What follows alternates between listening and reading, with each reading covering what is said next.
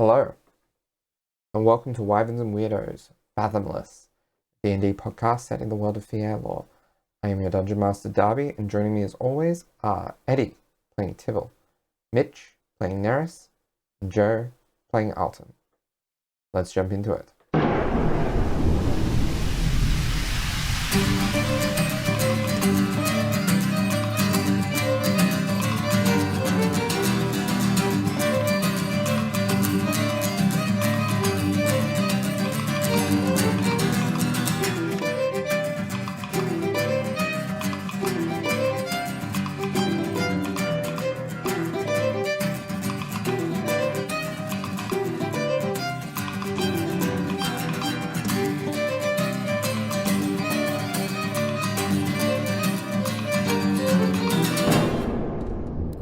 Where we last left off, the Polaris crew faced down an arcane storm on their way to the pathless island of 𝘐𝘁𝘁. After facing a tough battle against the elementals of the storm, the party had a well-deserved rest. The next morning, the party were visited by a mysterious figure named 𝘠𝘠𝘠 the Marked, who claimed to have unfinished business with Janus before gating his allies onto the ship with him. Tibble, ever the trusting figure, facilitated a meeting between Janus and 𝘠𝘠𝘠's entourage. Janus was overpowered by 𝘠𝘠𝘠 and his allies before they teleported off to parts unknown with the 𝘬𝘭𝘠 in tow. And we rejoin the party, or the crew, in the aftermath of that.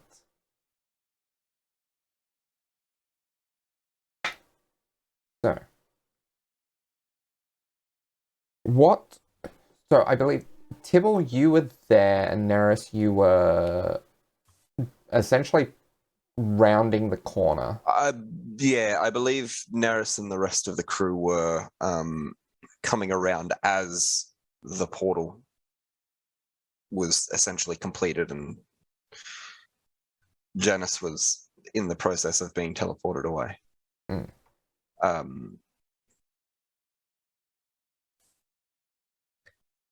I think, for one, there's a little bit of confusion going on. Certainly confusion. Alton, do you think you would have made your way up hearing this commotion? Yes, he would have. Because it definitely would have been audible because of the chains.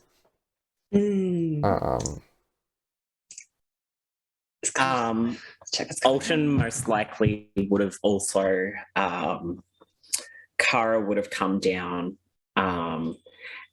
and Alton may not have understood all of the things that she was signing at him, as she was signing quite frantically and looked quite distressed, but he would have gotten the gist to get up to deck pronto, like that something serious was either about to happen or had happened. Yeah, okay. Yeah, he would have been like, treat this quite seriously. Like, all right, I'll go check what's going on. And maybe call the end of it, or maybe not even seeing what's happening, just walk there to an empty room with all this chaos, confusion. Yeah. Tibble, at first, he would have been quite frantic. He would have frozen for a moment, and then there would have been like this rush to action, where Nerys, you especially, would have seen Tibble basically bound into the war room and search desperately for any signs of anything that may have remained. And the whole time he's swearing under his breath, and just seems very out of it, I guess. Or not so much out of it, but very focused on trying to figure out what exactly happened and what had gone on. I think probably conversely, So Nerys, seeing this portal, essentially rounding the corner, hearing noises of something, has rounded the corner, seeing through the partially open door a portal just disappear. I think Nerys immediately would have drawn his wand, which is just a fairly straight, unassuming arcane focus, essentially, and has very cautiously entered this room, kind of not crouching, but a little bit hunched over, and looking at everything, and seeing an empty room. He kind of stops and squints, and his eyes begin to sort of dart back and forward again, like he's reading several books at a time.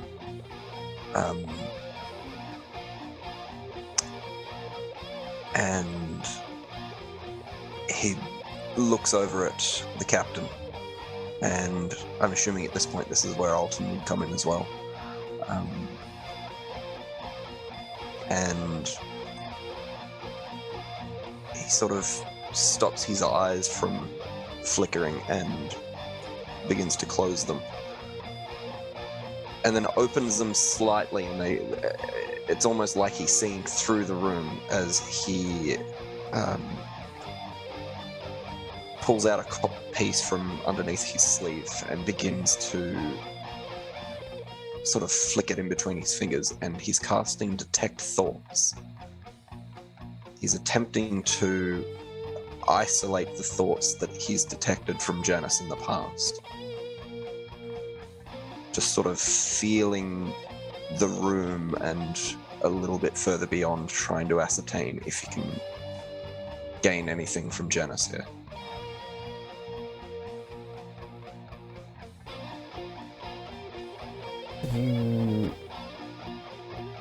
Yeah, because that is a little out of the scope of Detect Thoughts. You detect nothing.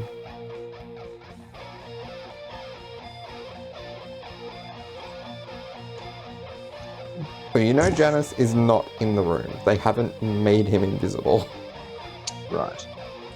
It might be some like the sort of tail trick. ends of some feelings, perhaps, like a ghost or a memory. But it's just shock, disappointment, fear, which you don't feel often from him. But it's gone because, again, he's already gone. Yeah, I think that's probably right because of your essentially your divinatory interest in time. There are remnants of emotion, but not fully formed thoughts.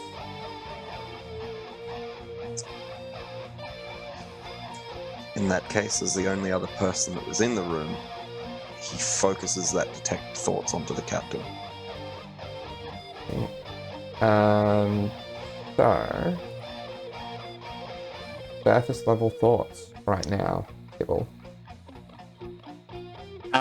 So Tibble's surface, would it be thoughts and feelings? So initially it will just be sort of the very specific emotions that you're feeling at the moment. There is going to be a soft prick in the back of your head as Nerys does focus a little harder. Has Nerys ever done this to Tibble before? I believe he would have definitely sort of at a surface level, probably several times, and Nerys has made it very clear that he has done that in the past. Tibble has felt that very gentle prick before as well, as Nerys is trying to get in a little bit more. Yeah. So when Nerys initially makes contact, the first sort of rushes of emotion and fleeting feeling and thought that he would have is panic, guilt, and a level of franticness, and the thought that is going over and over in his head is, I should have known. I should have known.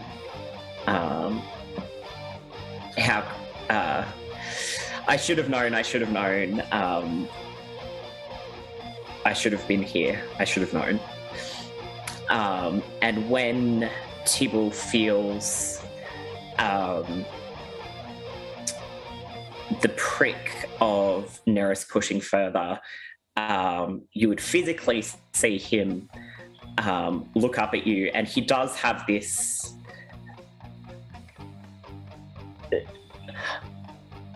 level of fear, both in his eyes and what you would then feel, not at Nerys, but just fear about the situation. For reference, there is a saving throw if Tibble would like to make that.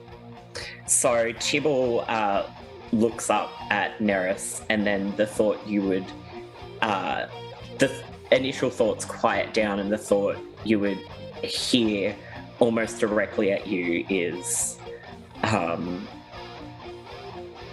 trust you, lad. And Tibble's mind would open as he allows that connection come through.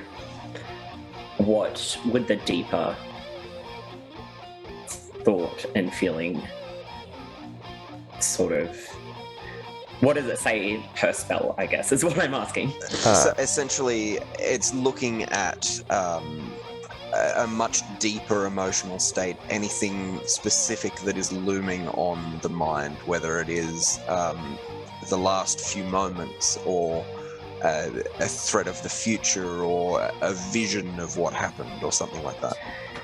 So what Nerys would then see as Tibble allows the connection is he would see the interaction as Tibble, in a way to sort of show Nerys what happened, replays exactly what happened in his mind. But you would also hear the passive thoughts that are coming through, like when 𝘬𝘠𝘭𝘪 mentions that he's an old friend of Janice's, it's you just hear should have known, shouldn't have trusted, too trusting, why? And then as Tibble gets the spell attempt cast on him, should have figured it out. Should have figured it out. You let this happen. You let this happen. And then as Janice, as he asks Janice whether everything is okay, and Janice says to get the others, he hears, should have told him to wait, should have stayed with him, shouldn't have left him, shouldn't have left him. And then it comes back to the present moment. And you can then sort of feel as that panic doesn't necessarily fade, but it just gets pushed into a corner within Tibble's mind, and you feel as he mentally in his head picks the reins of captain back up again, and allows himself to look at the situation logically and pushes the feelings aside. So, in seeing that, Nerys will break that connection, withdraw from the captain's mind, stop concentration on the spell, and will look over at the captain, give him a very slow nod, and then we'll begin to pull out a couple of books and start to try and reference any material that he just saw from something that he's written about or read about in the past. All right. What's going on here? Any injured? What's happened? Let me through. Alton,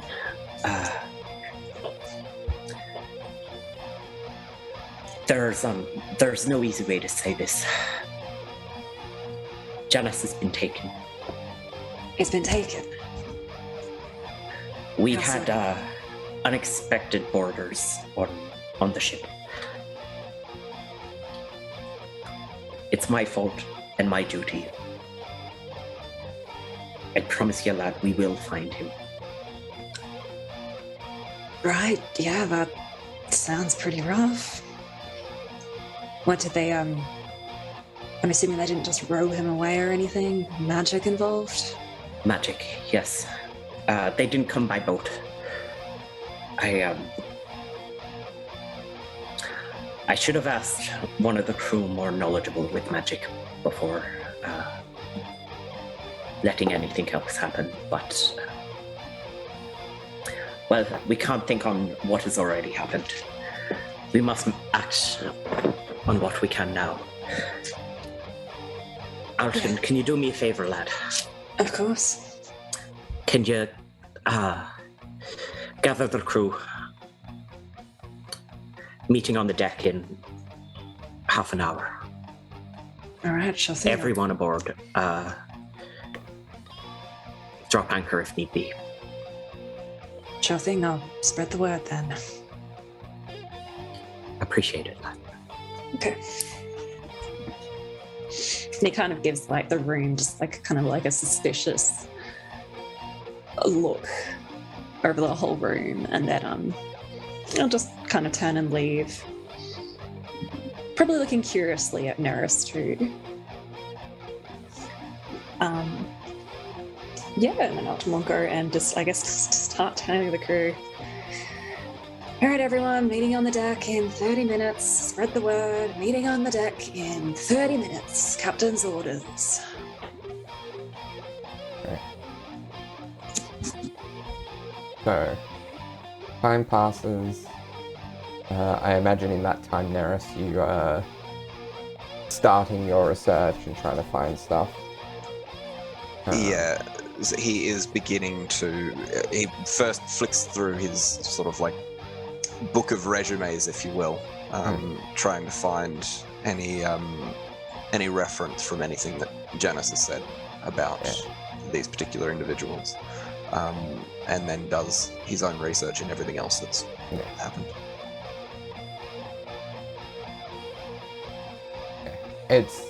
There's not going to be anything immediately accessible to you. Not in And- the crew log. No, certainly not in the crew log. And if there is anything, it might take a while to find it. While, and this doesn't have to be like a scene or anything, but while after Alton leaves, as Nerys is beginning to look into things, Tibble turns to him and he's like, Nerys, after the crew meeting, we should search Janice's quarters. See if there's any word on these sin seekers or where they may be. Or, well, any leads really. I do it myself, but I'm not the strongest at knowing what to look for. And I think, well, no one aside from yourself and I on board should be prying through his things. Well, not even us really, but desperate times.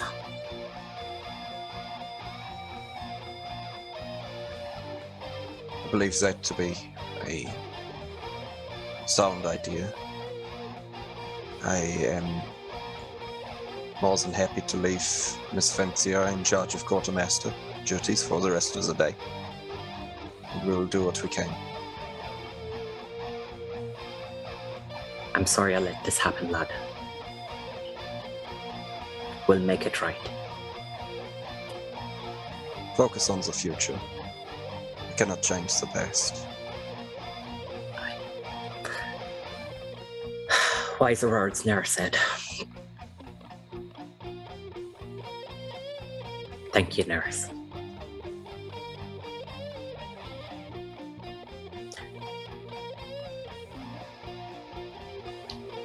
Tibble would leave to start getting things ready for the crew meeting. Yeah. So eventually, yeah, the crew meeting comes. The crew start to gather on the deck. And they're all kind of gathered there and waiting expectantly. Would this still be around midday? That's when I was picturing the events happened. Yeah. Yeah. Excellent. All right. So Tibble would stand upon the higher deck.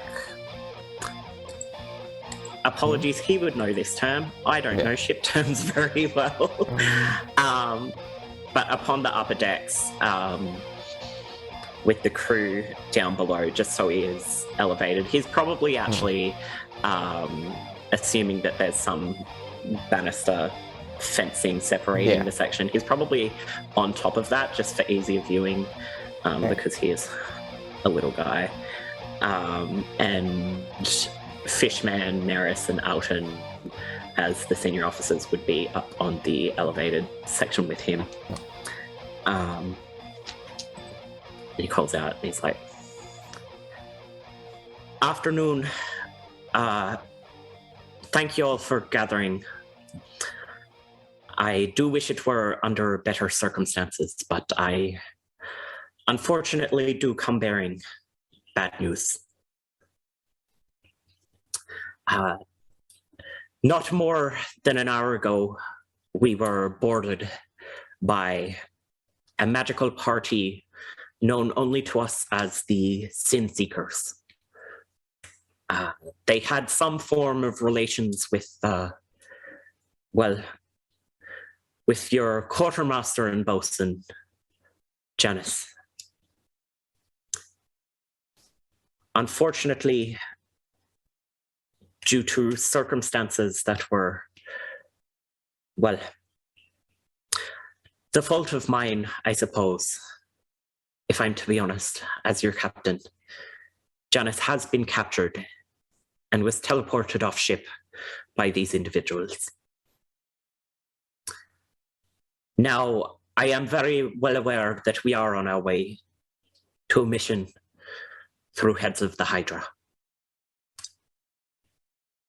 I would like each and every one of you to know that your lives on this ship are more important than any job and any coin that we could earn.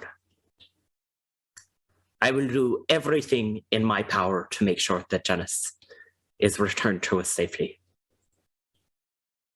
At the moment, we don't have much information to go on, so we will continue on our current path.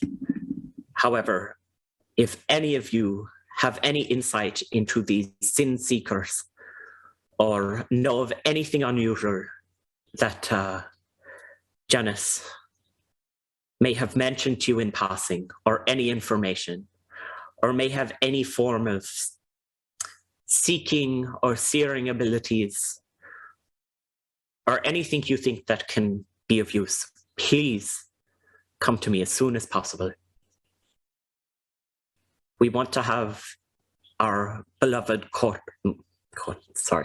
Master of Arms and Boatswain back to us. I think I said Quartermaster before, apologies, that's on me. Master of Arms and Boatswain back to us safely and quickly. If anyone has any questions, any queries, or anything at all they wish to say, my quarters are always open. Now for, I guess, a bit of housekeeping. Tim Floret, I'm aware that this is quite a sudden and large duty to put upon you, but as our junior Master-at-Arms and our junior boatswain, you have both been temporarily promoted.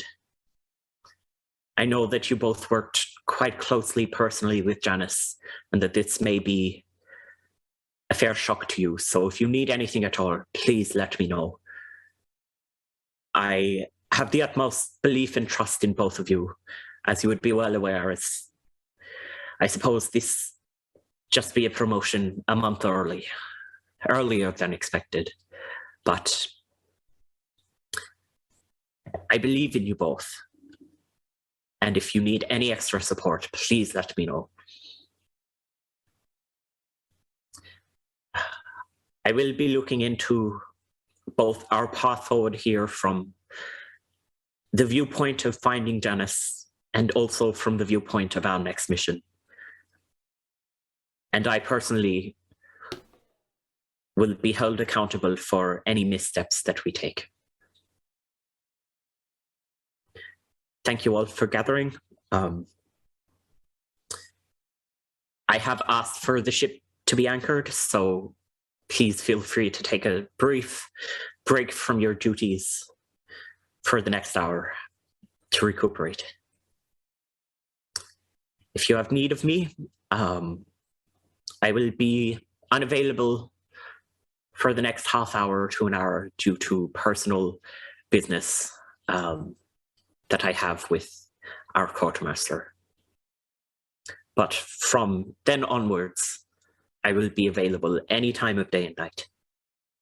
Just let me know. Thank you. And he scampers off the railing. During that talk, Nerys was scanning every member of the crew. Was there any reaction to the name the Sin Seekers from anyone? Elton would have kind of got an expression on his face like, wait, have I heard that name before? I just kind of have it really thinking about it.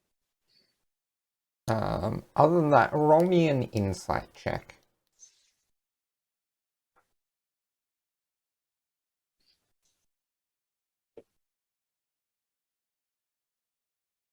$18.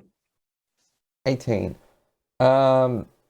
You see a couple of looks of vague recognition similar to Alton's, but no kind of like, oh, holy shit, the Sin Seekers kind of looks. And also a little closer to home as well, was there any reaction from anyone when the captain said he prioritized the lives of the crew over the mission? Specifically a negative reaction. I don't think that there were any negative reactions to that, no. You see Elton raise his eyebrows. Mark that under 2 conversations with Elton. Interesting. All right. Then Nerys will, halfway through the conversation when the captain is talking about everyone needing to step up, will cover his mouth and do a slight message to the quartermaster's mate as well, which she would be familiar with, as this is Nerys's favored way of contacting her, and will essentially just say, this means you as well, but you will be rewarded.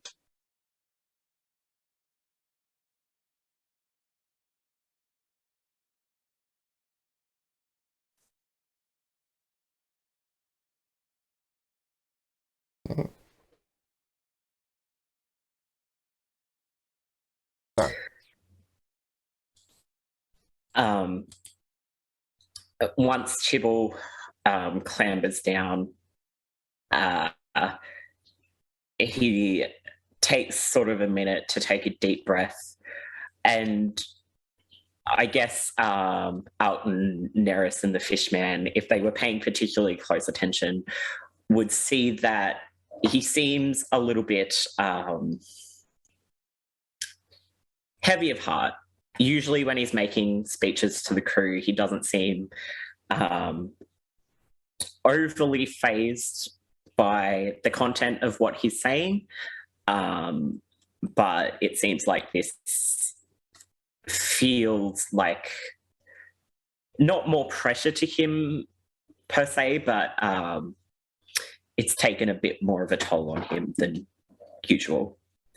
So he takes like a minute to catch his breath, longer than you would expect from your captain, who is very much go, go, go.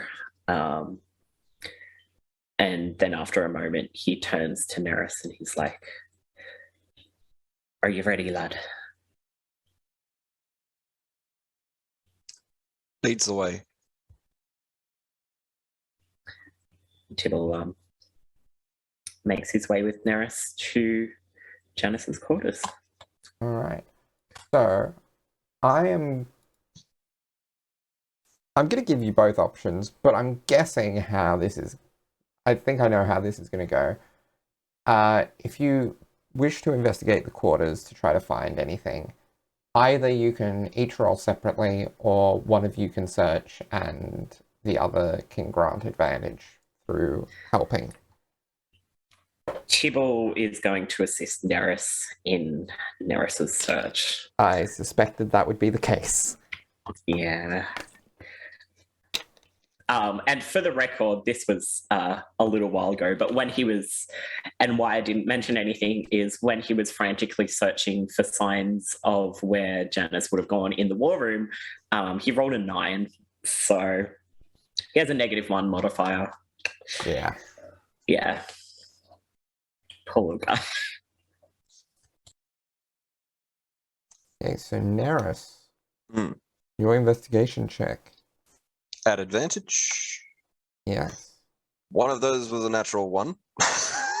Well, good thing it doesn't count. So that is a 26. Wow. Okay. Wow. Yeah. I can give like a general overview, and then Darby can, I guess, hone in on whatever Nerys might have found specifically, I guess. And I'll give a couple of extra notes that aren't Darby things, but or things to that I can add in as well. So I guess surface notes. So obviously, because Janice is was a senior officer. He's been there for quite some time. He has his own private quarters. They're not huge. It looks very cozy. It was, I believe, a finer day, so the sun sort of leaves a warm hue throughout the wooden confines, and of course it's small, since this isn't the world's biggest ship, but everything seems to be laid out in a fairly neat manner, which gives the impression that despite how sometimes scattered he was, I guess, when he was babbling about his family and past stories and how passionate he was, and he didn't have a great deal of like poise or finesse when he was carrying himself beyond on the battlefield. This room kind of gives the impression it's more in line with how seriously he took his job as Boatswain and Master-at-Arms. Also, quite possibly the positioning of everything might be because Janice was one of the broadest and one of the taller members of the senior officers, so space was also an issue for him probably. So yeah, there's a few lanterns hanging from the ceiling, unlit. There's a hammock strung from one corner to another, a bit higher than typical. You can probably guess either he would jump or fly up there when he manifests those wings. Plus there's also like a very large shark tooth hanging off the wall next to the hammock. For that 26, you can notice it has some writing on it, like etched into it. There are also some grey patterned feathers scattered around on the floor. You can gather from him, and a few fairly small, what looks like shark teeth on the windowsill, which again are similar to his size or smaller. So there's also barrels and boxes and a few maps around. This will be familiar to both Tibble and Nerys, since you would have similar copies, but they're like trade route maps of the Isles, as well as one of the Fierlor mainland in Erethold, sitting around like a very small desk, which has like also a few carvings local to the Ialos area of the Ialic Isles, notably 7 small carvings of sharks. There's a fairly large bit of parchment nailed above the desk that has small notes on it.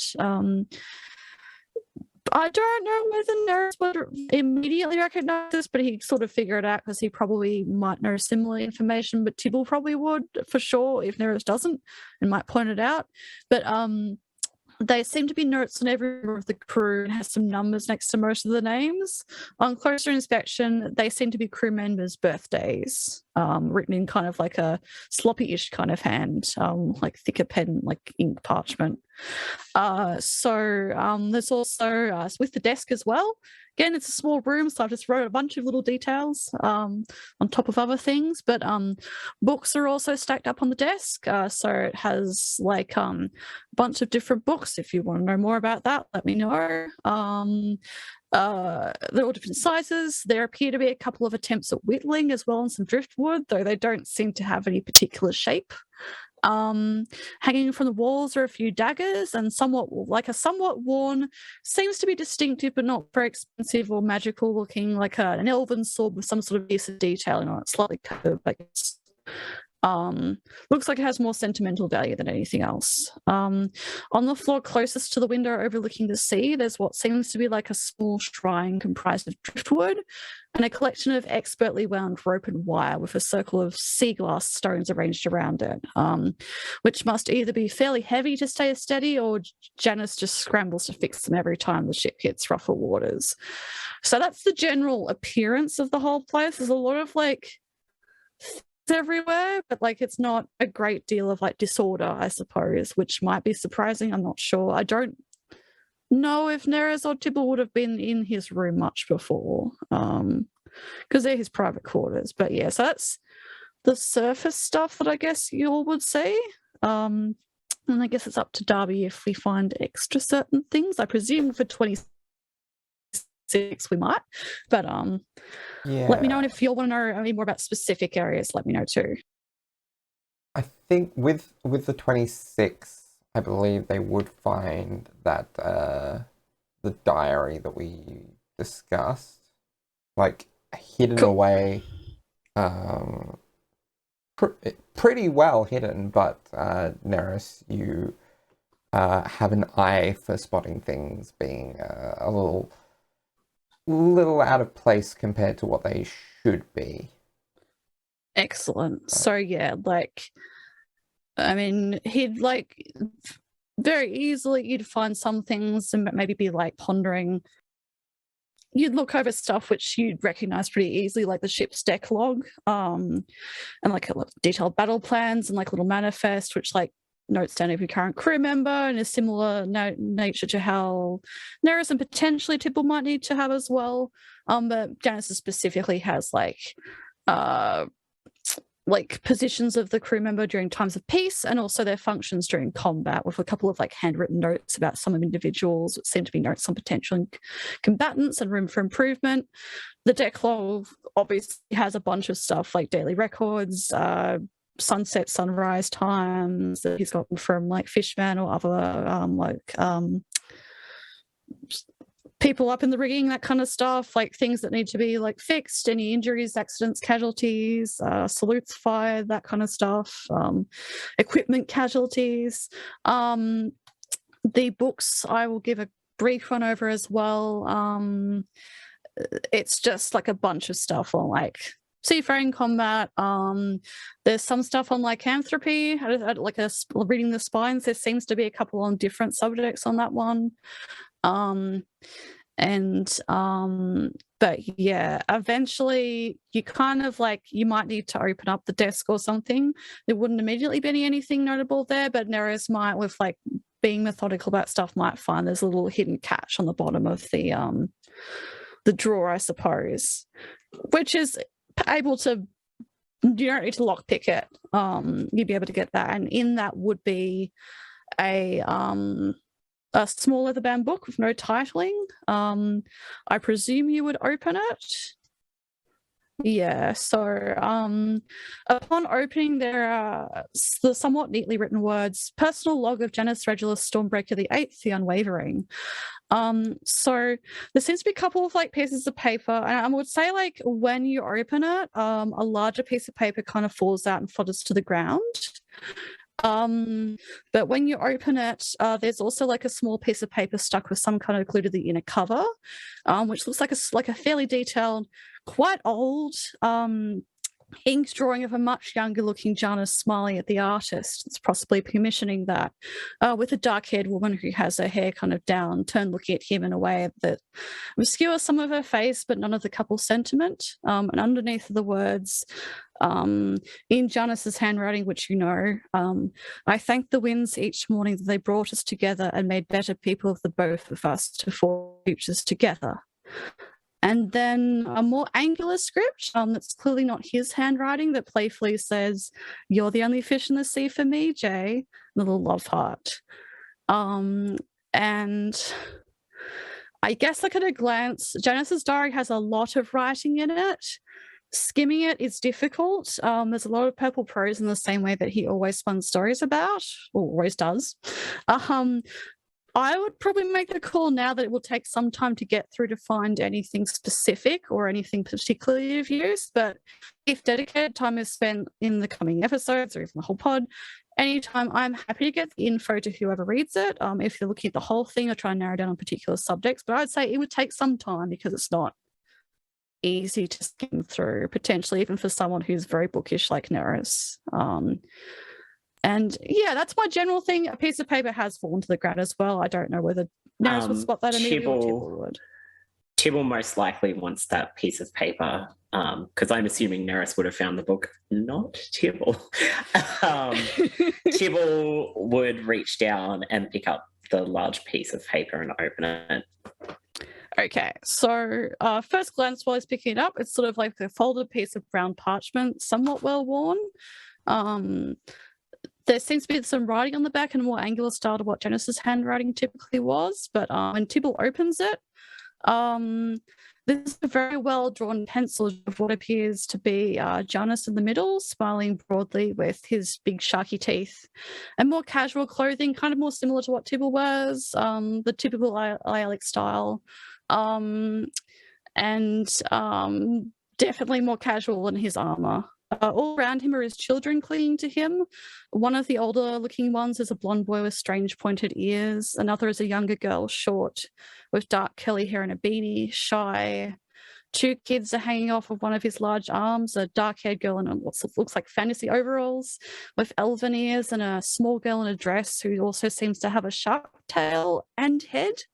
And in his other arm, he appears to have what looks like swaddled in like a little blanket, a small shark in a beanie.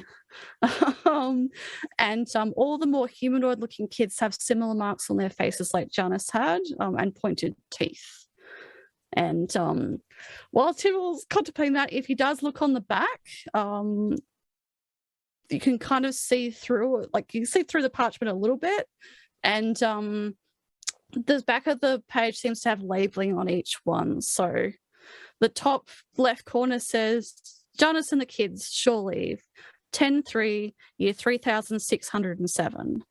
Across the pages are labels, Nicola, Michaela, Bob, Amius, and Stacy, with the center just saying J with a heart next to it. There's also a note in the right corner in the same handwriting as like all that more angular handwriting, which says, come home soon, not long before we need a new portrait. And that also has, in Janus's handwriting, but very scribbled and excited, Anna, really? Question mark, well, a bunch of question marks. And that's the picture. Tibble, as he looks upon the page and then turns it over, he reads the inscriptions, and using his paw that he isn't holding the page with, he wipes his eyes with the back of his paws, and he places the picture face up on the desk, and he finds something to sort of put it in place so it's not going to fly off anywhere. And he just quietly whispers to himself, he's like, I'll get you home, Janus. I promise. Nerys, have you found anything of use? I believe in time I may, though I'll need to do some research. Is there anything you need? Anything I can do? Anything at all, lad? You name it.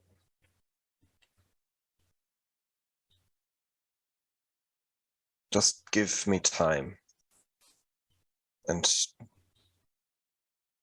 maybe keep an eye on Miss Fencier. I would like to, at least for the time being, have her take a more direct approach to Quartermaster, at least while we are at sea. Aye, lad.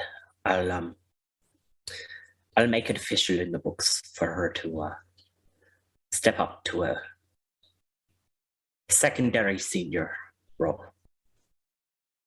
Oh, If of it be to your course. fancy. I will be available if there are any complications. However, I would like to dedicate whatever time I can to studying this and spending time with my thoughts. I appreciate it, lad. I really do. I Janice, have not accomplished anything yet. But you're trying.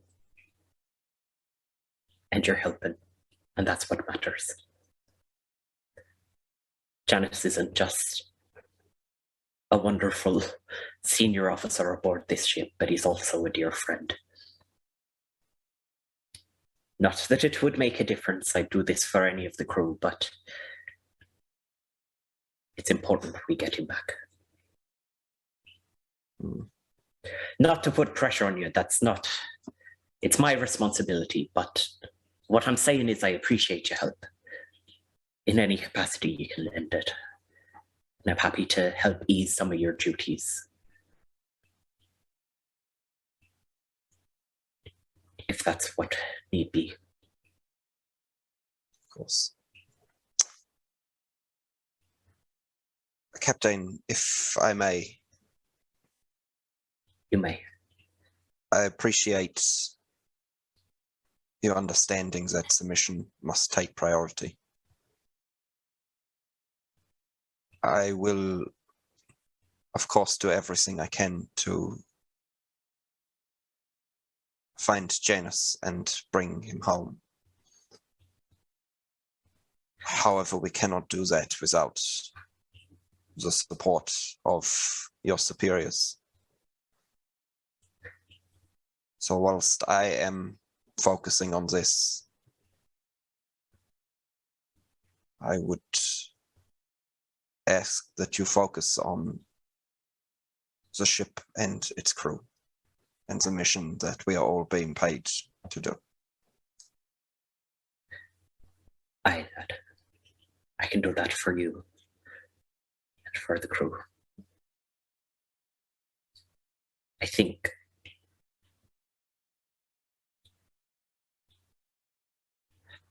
if I'm honest with you, lad, and if I can be frank, well, Tibble, but my first instinct is to do anything we can, even if it's spite the Hydra, to get Janus back, to get any of the crew back. But my instincts don't seem to always be the best ones. And I think that sometimes you need to not just worry about the people, but also how to keep the people alive.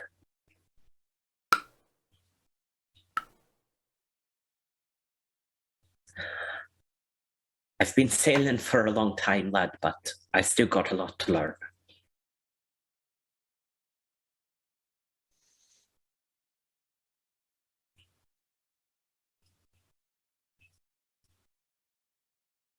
That is why I am here beside you. Right, lad. And I beside you. Always for whatever you need. Thank you, Captain. Thank you, Nerys. All right. So, is there anything else that folks would like to do before reaching Asheron? There is one last thing that Tibble has to do, or wants to do, has to do, is his duty to do, but is there anything Alton... Well, there's two things, I guess, but is there anything that Alton was doing in the meantime? I think in the meantime, Alton would have, right after the meeting, just returned to the kitchens because food doesn't make itself. Would Kara have returned there as well? Yeah. Yeah, so Kara probably seems a little bit shaken, but she's working in the kitchens when you return, and you can probably tell that she's focusing on her work to sort of distract her from what's happened. Okay. All right. Alton would probably, he'd be trying to sign along as he says.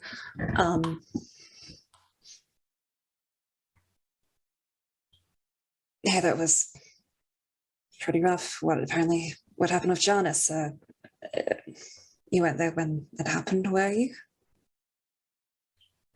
And sorry, just remind me again. Alton hasn't. Alton has only picked up some sign, doesn't know all sign, right? Yeah, that's right. He's yeah. working on it. Yes. Yeah. So Kara, she was washing cabbages, and she pops the cabbages down, dries her hands on the tea towel she has hung over her apron, and pulls out a little notepad and like an enchanted quill. The enchantment is just ink, everlasting ink, and she scribbles down a short message, places it in front of Alton, and then signs it to Alton. And the note just says, I went to the war room. I tried to get him to leave with me. They were very dangerous people. Alton smiles a little bit at the fact that she signed his name, but his expression goes back to being serious. Hey, that's the best thing to do. I mean, in this life, it's full of powerful people, dangerous situations where you can't do anything. It's a really common part of life. So there's no use beating yourself up. Well, I don't know. You'll get used to when you can't do anything in a situation. It's not your fault, is what I'm saying. Kara, she stares at Alton for a moment, then shakes her head, grabs the notepad and flips it over and just starts scribbling furiously. Like she's not furious, but it's scribbling very fast. And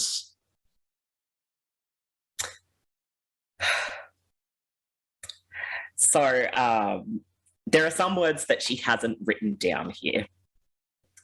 But you get the general gist of them as she signs them. And she says, Alton, dearest, I do not blame myself. Those were not written down, and she signed something quite aggressively.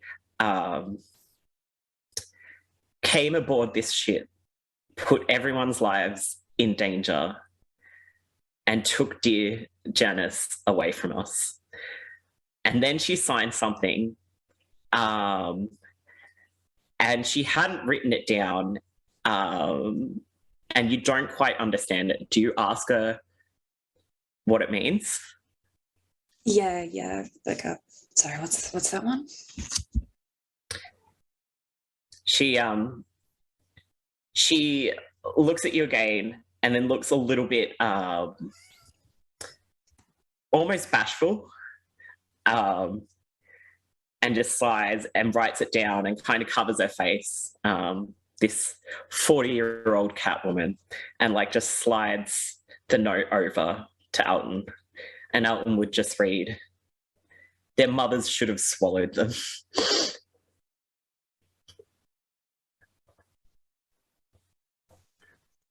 Fuck, that's nice one. I can't say I've actually heard that one before. She very embarrassedly signs sorry and goes back to washing cabbages. That's we've got a bit of good insight now. Colourful way of saying things.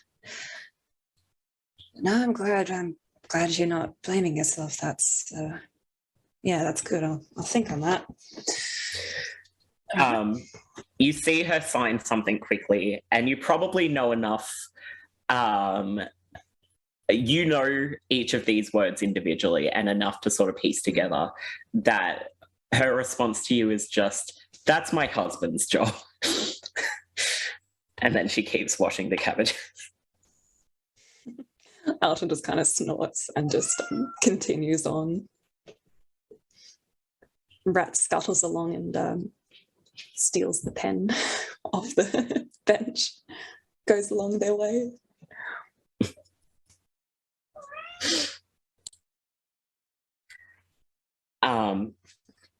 So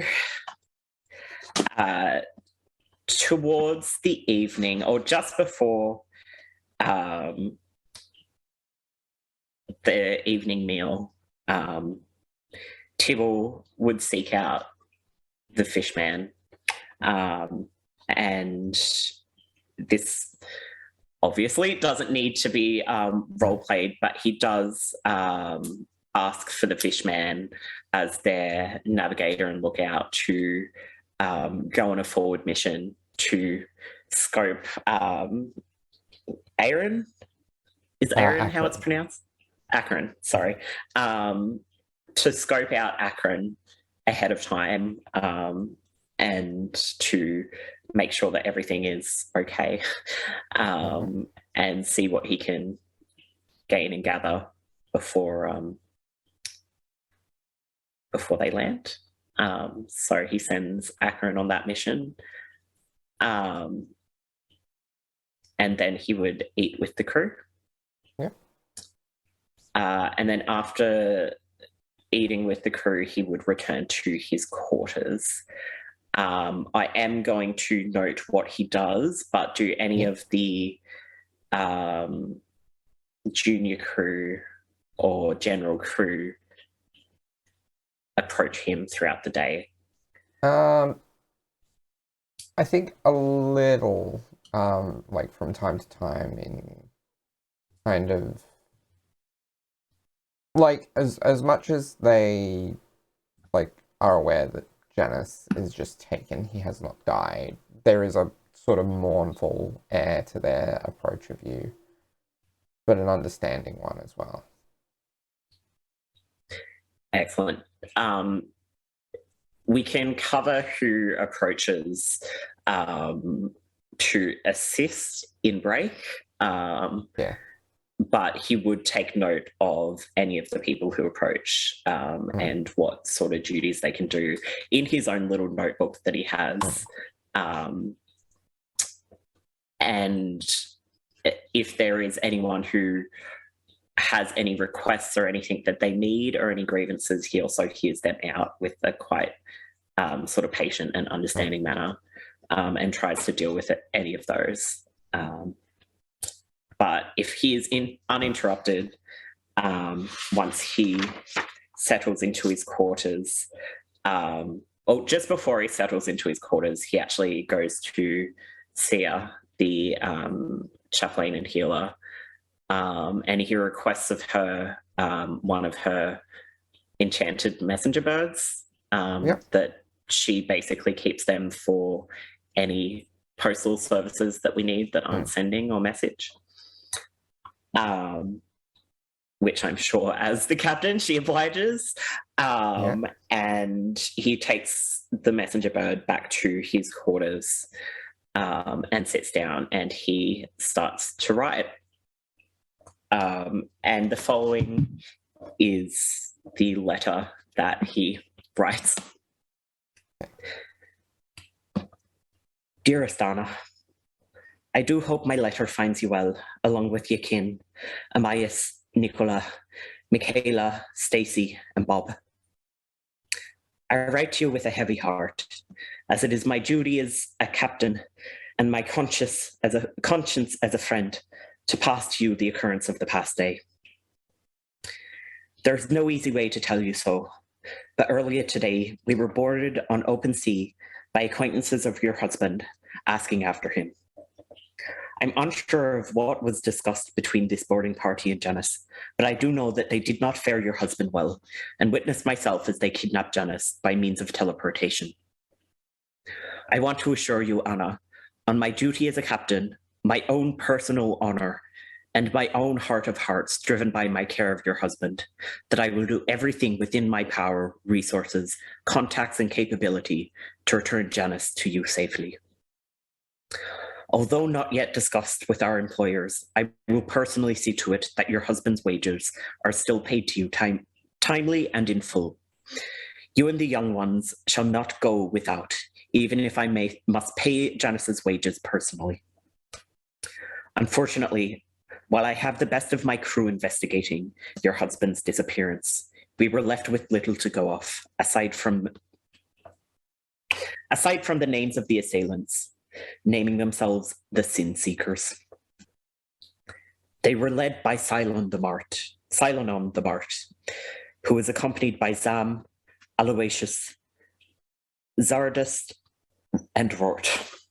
Sorry, those names are a mouthful, Darby or Laura, whoever came up with those names. Any information or further insight you can provide on the matter would be greatly appreciated. If there's anything at all that I can provide for you, Anna, please do not hesitate to contact me at any time, day or night. Yours faithfully, Captain Tibble Eustace Clover. And he would put his official seal on it, and give it to the messenger bird and instruct her where to fly the letter and release her through the window of the captain's quarters. Okay. And so with that, the day comes to the close, and you know, with those working during the night, you should reach your destination by sunrise. You all go to bed knowing that you're close to your official mission, even if you feel like your desired mission is still a lifetime away. And you'll wake up the next morning, and you can see that that the island of Akron is in sight from the ship. It is a short, maybe 15-20 minute row away. It's not a particularly large island, so There's not a massive dock with which to approach with the entire ship. But Tibble, it probably would fall to you to determine who would be going ashore. So Tibble would call another crew meeting. He would request for the boat to take anchor, as would be necessary while we took to the shore, and he would call another crew meeting, and he would say something basically along the lines of, "We've reached Akron. I need volunteers for a shore party. Anyone who is willing to be part of this mission. You've all been briefed on. Please let me know. There will be some requirements for minimum expertise, so general crew, please don't apply. You will be needed back on boat. But if any of the junior or senior officers wish to accompany me, now would be the time to voice it." So yeah, so you know that the job budgeted for there to be up 4 to 5 crew directly involved in the mission. You've already sent off Fishman. Assuming you were going yourself, there is scope for up to 3 others to join you. You don't need to fill that. If you think you can do the job with 3 people, you can do it with 3. You think you can do it with 2, you can go ashore yourself and catch up with Fishman. If you think you can, yeah. Depends on... Tibble would first turn to his remaining onboard senior officers, just to see if either of them would be interested in joining the shore party, given their current duties and generally what's going on. Alton just kind of gets a shrug and he says, "Well, do you need a medic on the team, Captain? I'm not feeling too shit today, so I'd be well enough to go on shore." Aye, lad. If we don't take you, we'll most likely take Sia, as we don't know what state that we'll find this lad in or what dangers await, so... I say, I think I'll definitely be up to the job, yes. It will be, I would be able to do it perfectly, yes. I'll be happy to have you with me. Wonderful, excellent, I'm going. Nerys, I know you've got plenty of duties. It's up to you, lad. Only you know how much you can manage. Just don't put too much on your plate. This is privately. This is not he has this private conversation with his senior officers as the crew are discussing amongst themselves who may go also. Got it. In that case, Nerys will look at the captain. Do you believe you will require my services? I always require your services, lad. But it's whether you believe that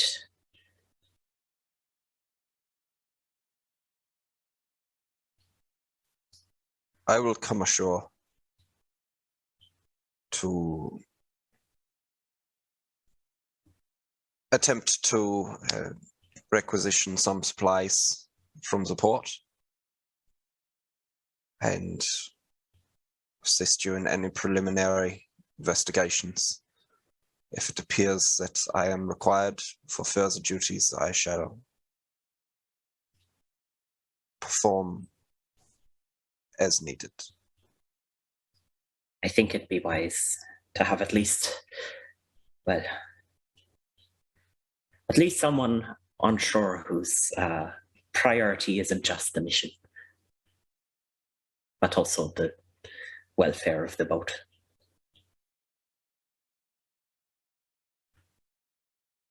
Plus, the patchless hours can be pretty interesting. So, Aye. going to take the Not a chance place- to check it out. Not a place I know an awful lot about myself, and I've been sailing for over 20 years now, so it is quite exciting, if I'm honest. Just That's wish good. it were better Mhm. circumstances. You've been missing out on a lot. Well, sounds good.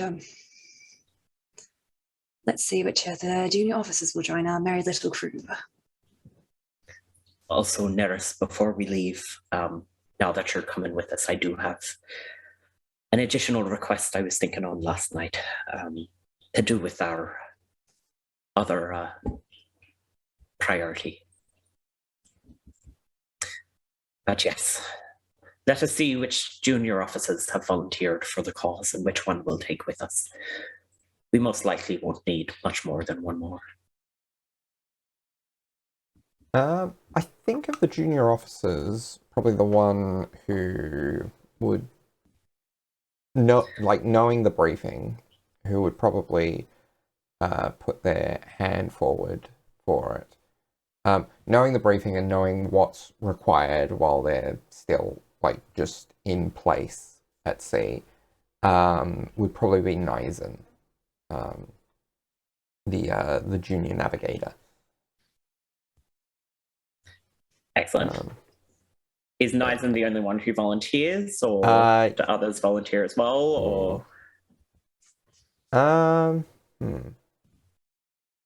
probably for this one, yes. Yeah. Okay. excellent. Tibble most likely looks over who has volunteered and chooses 𝘧𝘕𝑛 anyway, and he's like, 𝘧𝘕𝑛, lad, welcome to the shore party. Happy to have you. Happy to be on the mission, boss. Wonderful. The rest of you back to your duties. See ya, I guess, as well, the chaplain and healer. Both yourself and Flourish will be in charge while I'm away. If there is anything at all, please see ya. Send one of the messenger birds. Report to me. Everyone knows your duties. Stay safe and look after each other. Shore party, we leave in 10 minutes. Nerys, a word if I can. Of course. And Tibble kind of pulls Nerys aside to the very front of the boat, up on the upper deck. He's like, I wanted to get your opinion on something. We are owed a favor currently due to the recent parley. Do you think it wise that we contact Lorraine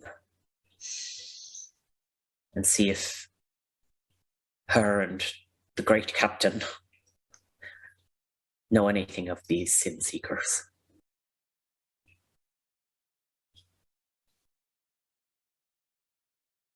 Do I think it wise? No. Not at all. Do I find it necessary? I believe I do, as it is something that I have foreseen as being needed to do. I saw something in my research, and I believe the knowledge that Lorraine possesses may be able to answer some questions we have based on the attack we had 2 days ago. And if you believe calling in a favor would be worth, well, if you believe this to be worth the favor that you fought so hard to gain, then it seems our goals are aligned, and it is a necessary risk.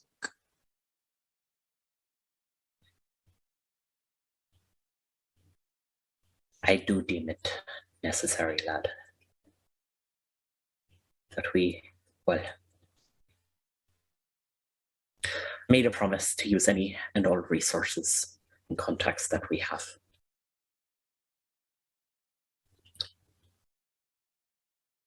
And that we can spare, I suppose. Very well. In that case, I will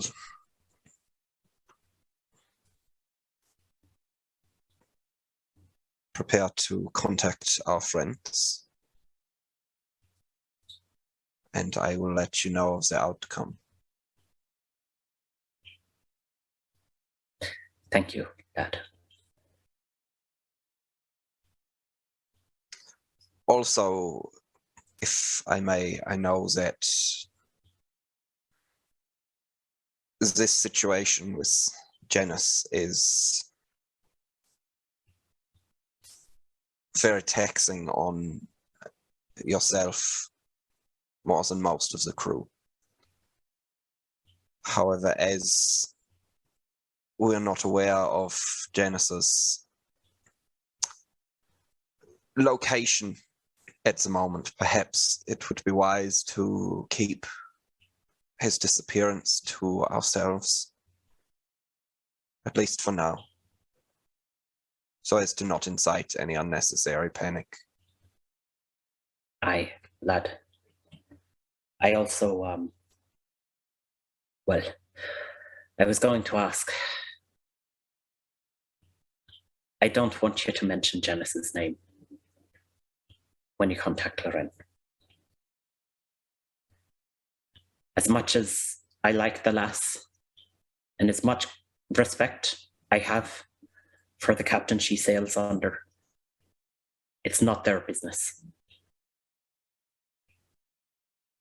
Once we're on shore, we're on mission. And that's that. It doesn't get mentioned. And if it does, I will see to it personally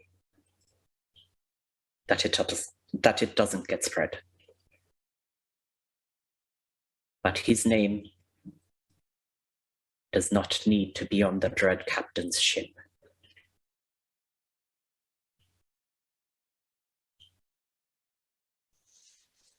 Understood, Captain.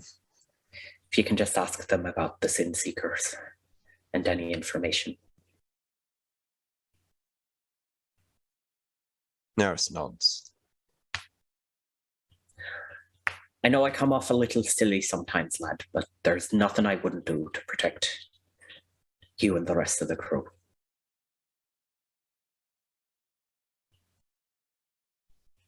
You know that I know that. Aye. And I thank you for it.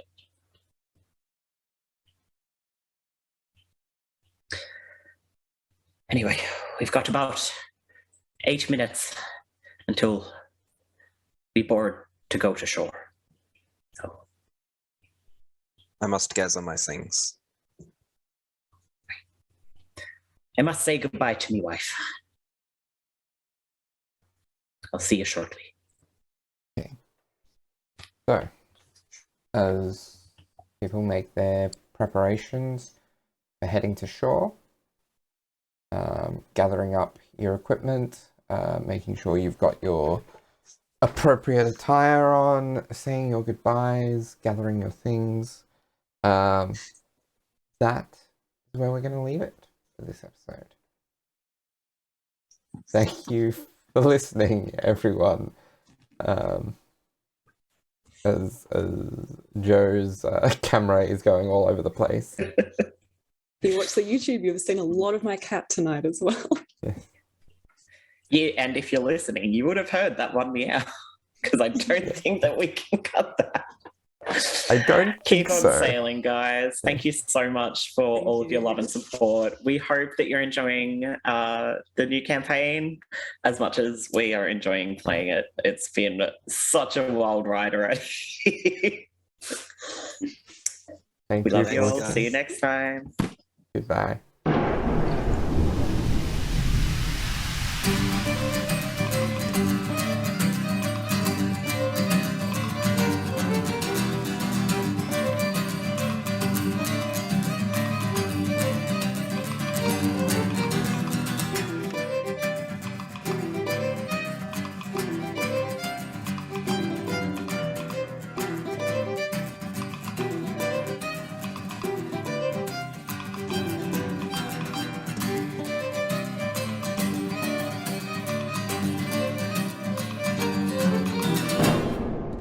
Oof. The lack of introduction to Laura just gave me a big punch in the gut. Yeah. So I'm going to jump up a cliff. Sorry, y'all. Yeah. It's fine. It'll be great. Yeah. This is tasty. Get the pain over now. And everything I need will to be throw up cheery sales immediately. since now. It'll be great. There's my stinger.